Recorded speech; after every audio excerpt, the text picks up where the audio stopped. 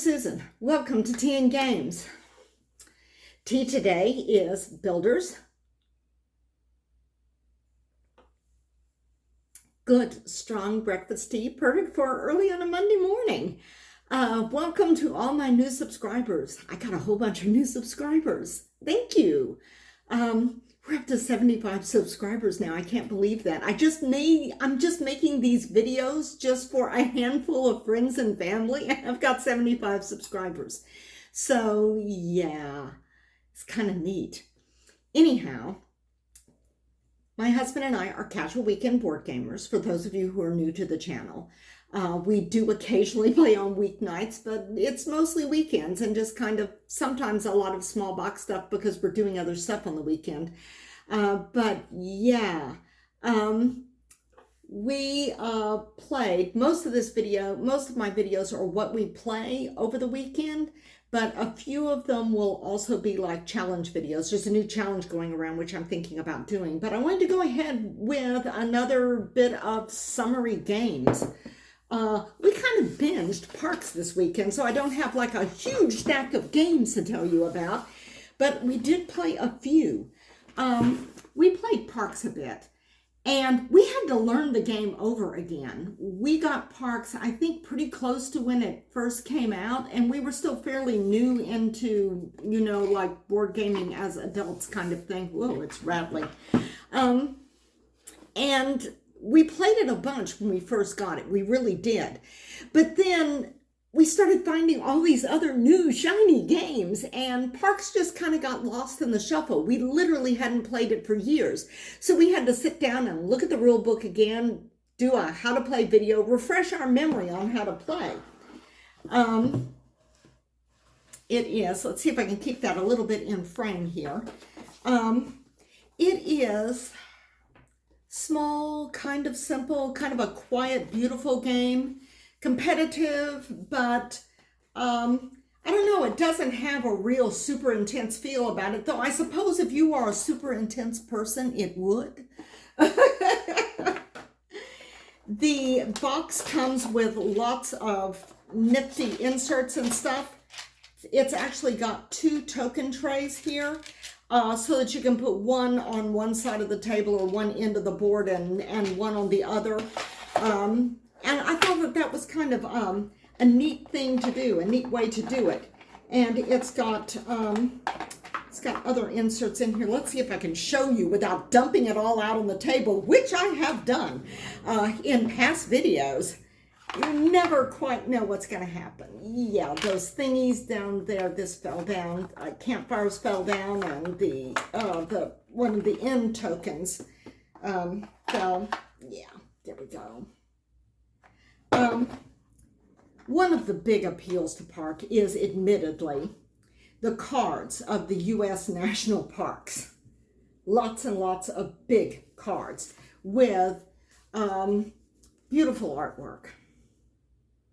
Just gorgeous, sort of, I don't know what the style would be, but it covers a whole bunch of the national parks. See here, yeah. The artwork is it's just beautiful.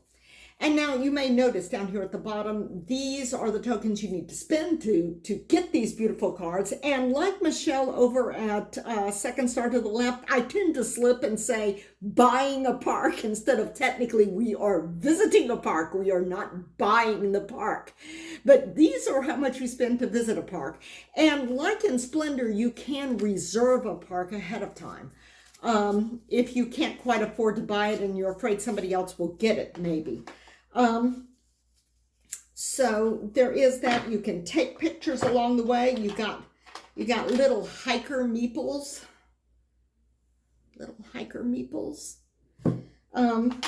Most of you are probably familiar with it. Parks is not a terribly new game, and you lay out these tiles next to each other in random order in order to set out the unique trail that you'll be doing for each of the 4 seasons. So there are 4 rounds in it.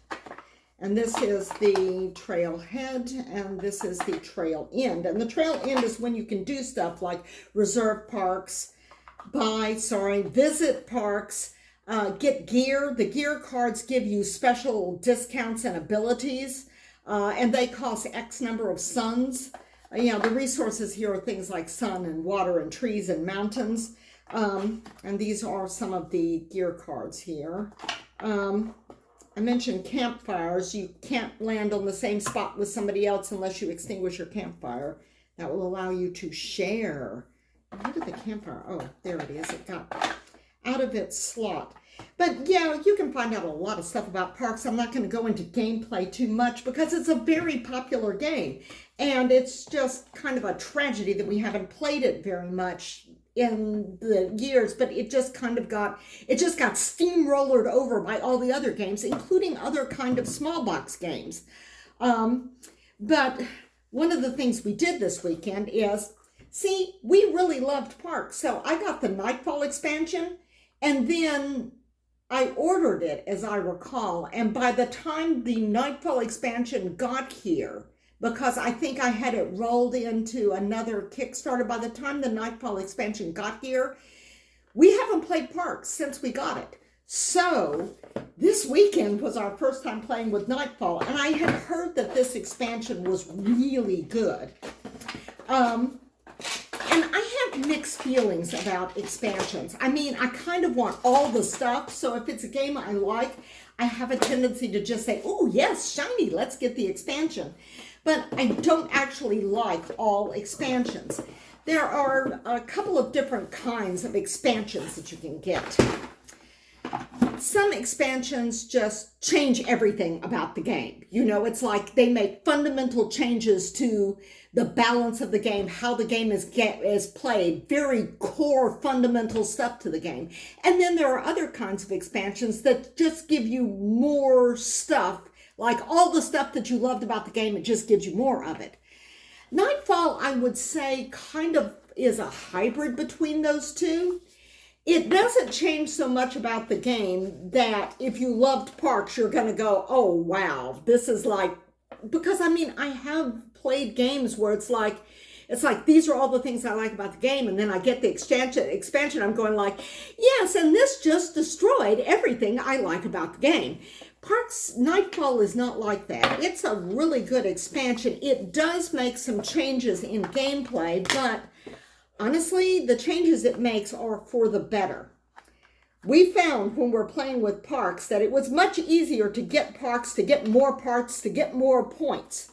It does have more of the same. You remember I mentioned it's like, does it give me more of the stuff that I really love? Yes, it does. Absolutely, it does. It gives me, oh, look at that. Isn't that gorgeous? Those soft pastel colors and little bunny, jackrabbit, I should say. But yes, it gives you more cards with the beautiful artwork that you have grown to know and love. And I noticed that some of the parks here are duplicates of some of the parks that are in the base game. So I'm not sure what's up with that, but the artwork is different. It's just the parks are duplicated. It gives you a whole new season deck with completely new and different things that you will do with the year. The weather deck, you just would use the weather deck from the base game and the trail tiles from the base game. But it gives you replace the season deck with this. Now, it does say in there that if you want to, you can just shuffle this in, shuffle the new season cards, which have a new way of doing things in with the old, year cards, seasons, year cards. The calendar on the back, the decks with the calendar on the back. You can shuffle the new deck in with the old. It does say that that's allowed, a variation. It also, in the giving you more of the stuff you really love, it gives you more of the wooden wildlife tokens. And a bunny. This looks very much like a great horned owl. And some kind of a small rodent, possibly a beaver, I don't know. It's got a short, flat tail, but I thought beavers' tails were longer. I'm not really a beaver expert here. I did read a book about how their dam making changed like a lot of the landscape and stuff, but okay, anyhow, more wildlife, and the wildlife tokens are wild. Get it? Wildlife, wild. And another thing that it changes is everybody starts with one wildlife token.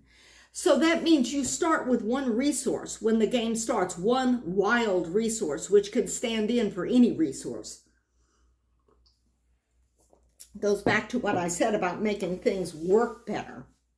You also have these campsite tiles, and you get tents. Yes, you get tents. You can go camping in the park. You're not just visiting the parks, you're camping there. Yeah, and these are double-sided. During the course of the game, as the seasons turn, you will turn these over, and the resources that you're able to get by camping on these sites changes depending upon which side you are, and you start with one side and then you flip them over. But yeah, these things go next to the new tiny little board here. These are your campsites. And you have the new year deck. Well, where is it? The new year deck here. Oh, yes. Okay, this is 2-player and this is the 4-player side. Yeah.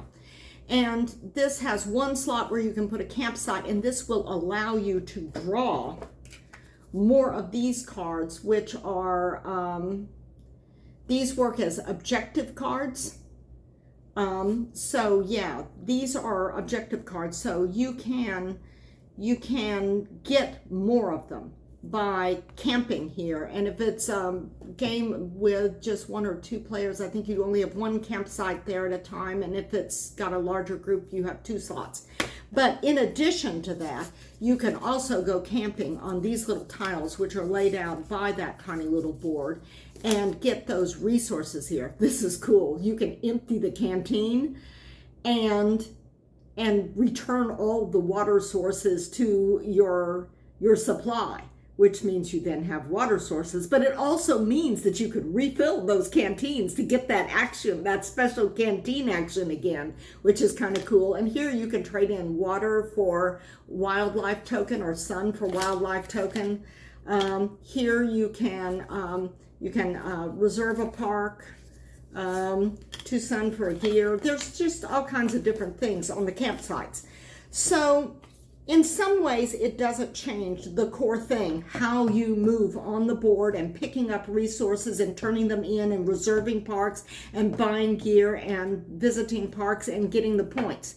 It just gives you more of the stuff that you like these cards, and it gives you a whole new deck of these with some really, really good stuff on them. But it also gives you more stuff to do. This is one of those expansions that just takes the base game and just adds stuff to it.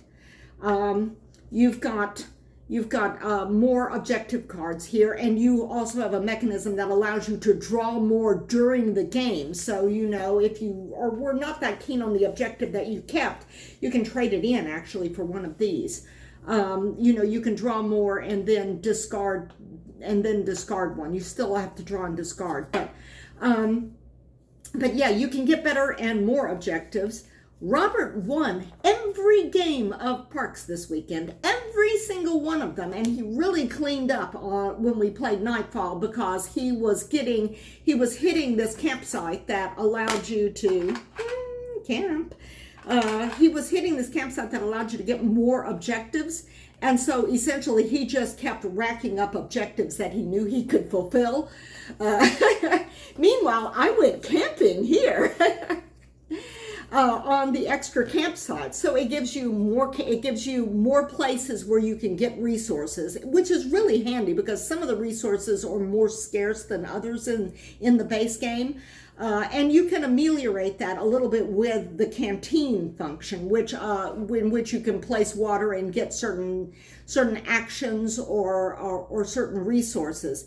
But it gives you more places to get resources, more places to get objectives, more wildlife tokens, and more beautiful places that you can go. I like this game a lot. I like the Nightfall expansion a lot. From things I've seen online, I gather that there are a number of people that, now that they've played with the Nightfall expansion, they always play with the Nightfall expansion, and I kind of think that we will too. I mean, we were just scoring like mad. And it has the cheat sheet for the iconography, a little rule book for it. I would also want to mention that online, Paula Deming of Watch It Played, she does the how to play the Nightfall edition of Parks for Keymaster Games, which was a lot of fun. Besides just going to lots and lots of national parks, and in my case, just getting beaten with a hiking stick because Robert was just so very, very good at it. But, I mean, we were very much out of practice, which should have leveled the playing field, right? But no, he won every game, and he also won every game of Tides. Remember, this is a summer games video, so visiting national parks is a summery thing to do. And on Saturday, a Button Shy order came in. I ordered Fedora Noir because it was their half-price game of the week last week. And we also played that, but it's not very summery. But I also took that opportunity to order Tides, which was on my wish list. This has also really lovely, kind of serene looking artwork.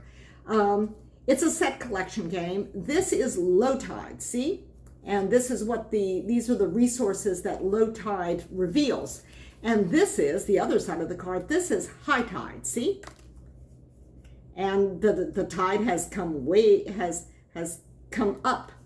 And this is covering the resources, and these are your scoring cards, and you play through by having the low tide, and you gather resources, and then you flip and refill, and you have the high tide, and you get a scoring card, and then you have low tide, and you pick up resources and high tide scoring cards, and you can score. You can score for either high tide or low tide. See up here, if you score during the high tide phase, then these are 1 shark tooth, 2 shark teeth. Shark teeth are very rare. That's why they are so much. Shells are also fairly rare. There is a card here which gives you, this shows you the distribution of the resources and how you fundamentally play the game, like what you do in your turn. During high tide, each person only has 1 action. During low tide, you have 2. The game has a nice flow to it. I will put a how to play link that the designer did. I'll put that link below. But this was a really fun game, and Robert won every single one of this game too. This was Robert's weekend. Really, really, it was. It's like everything he touched, he won. But this is a game from Button Shy Games, and you can do that. I think it's buttonshygames.com. And they also do Kickstarters sometime. I think that this may have been one of the games that was recently reprinted, because I know it went out of print for a little while, which is why I didn't have it. The half-price game of the week, which I got, which is not a summer game, is Revolver Noir. And I'm going to show you this just very, very briefly because it is so nifty. You are in an old mansion. There are 2-player games. You're in an old mansion, and you are stalking and being stalked. And everybody has a map of the mansion and a reference card which tells you how to play, what you can do. You can move or shoot or set a trap or listen. You choose which room that you're going to be in to start with. And you can, for move, you can move to an adjacent room. That would be the area near the footprints on here. Or you can decide to shoot. Everybody has 2 action points. Shooting takes 2 action points. Most other things take 1. So that means you may get 2 actions per turn, or only 1 if you shoot at somebody. And you have to, these are the rooms that you can shoot into from the room that you're in, or in the room that you're in. And so you have to name one of those. So you're trying to figure out where each other is. and you only have certain clues. You can get clues by the listen effect, because if you listen, your opponent must reveal one room which they could move to in the next turn. So, so that gives you some idea of a room that they are adjoining to, and you can trigger a room effect, like there's a secret lever in the bedroom which will allow you to flood the basement, which I thought was kind of interesting. If you're in the basement, you take 1 hit, 2 hits, and you have lost. And I got Robert in this game. I totally did. It's the only game that I won the whole weekend. I managed to figure out where he was before he figured out where I was. But yes, we were just going from room to room and like listening and shooting and setting traps, and it's a lot of fun. If it sounds like something you like, definitely check it out. It's on the Button Shy website, along with Tides, which is actually a summer game. Revolver Noir is not. But yeah, that was a lot of fun. So that's our summer games for today. I may do a little challenge video coming up in the future. And I may also update you on how things go with Starfinder, because we've got another Starfinder game coming up next Saturday. Another opportunity for me to cover myself in glory or die. But it's been fun sitting around the table here talking to you. It's been a little shorter than usual, but that's okay. Sometimes they're just going to be shorter because we're doing other things on weekends. Thank you all so very much for joining me around the table for Parks and Tides. And I will see you next time around the table. Bye.